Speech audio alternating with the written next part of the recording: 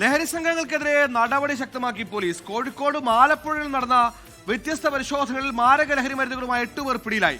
കോഴിക്കോട് ജില്ലയിൽ 2 ഇടങ്ങളായി നടത്തിയ റെയ്ഡിൽ 6 യുവാക്കളാണ് MDMA പോലീസ് പൊക്കിയത്. കായംകുളത്ത് ഡോക്ടറുടെ വ്യാജ കുറിപ്പടി ഉണ്ടാക്കി സൈക്കാട്രിക് രോഗങ്ങൾക്ക് ഉപയോഗിക്കുന്ന മാരക ലഹരി ഗുളിക വിൽക്കാൻ ശ്രമിച്ച 2 യുവാക്കളെയും പോലീസ് പൊക്കിയിരുന്നു.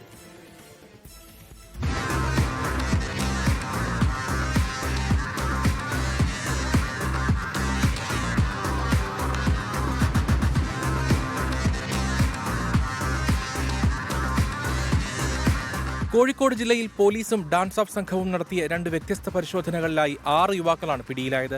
കൊയിലാണ്ടി വെങ്ങളത്ത് നടത്തിയ റെയ്ഡിൽ 18 ഗ്രാം MDMAയും കഞ്ചാവുമായി 3 പേരെയാണ് കൊയിലാണ്ടി പോലീസ് പിടികൂടിയത്.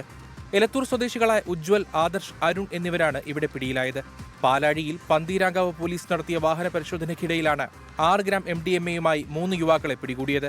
പന്തീരാങ്കാവ് സ്വദേശികളായ നിഷാമലി, ഫർഹാൻ, റിയാസ് എന്നിവർ അറസ്റ്റിലായി. അതേസമയം ആലപ്പുഴ, കായംകുളം, മുതുകുളത്ത് സ്കൂളുകൾ കേന്ദ്രീകരിച്ച് മാരക ലഹരി ഗുളികകൾ വിൽപ്പന നടത്താൻ ശ്രമിച്ച 2 പേരെ പോലീസ് അറസ്റ്റ് ചെയ്തു. ആലപ്പുഴ സ്വദേശികളായ മനുശങ്കർ, ഷിജോ വർഗീസ് എന്നിവരാണ് കായംകുളം പോലീസിന്റെ പിടിയിലായത്. ഇവരിൽ നിന്ന് 56 നൈട്രോസെപ്പാം ഗുളികകൾ പിടിച്ചെടുത്തു. സൈക്യാട്രി രോഗികൾക്ക് ഡോക്ടറുടെ നിർദ്ദേശപ്രകാരം മാത്രം നൽകുന്ന ഈ ഗുളികകൾ ഡോക്ടറുടെ വ്യാജ കുറിപ്പടിയും സീലും നിർമ്മിച്ച് മെഡിക്കൽ ഷോപ്പുകളെ പറ്റിച്ചാണ് പ്രതികൾ വാങ്ങിക്കൂട്ടിയത്. 24 കോഴിക്കോട്.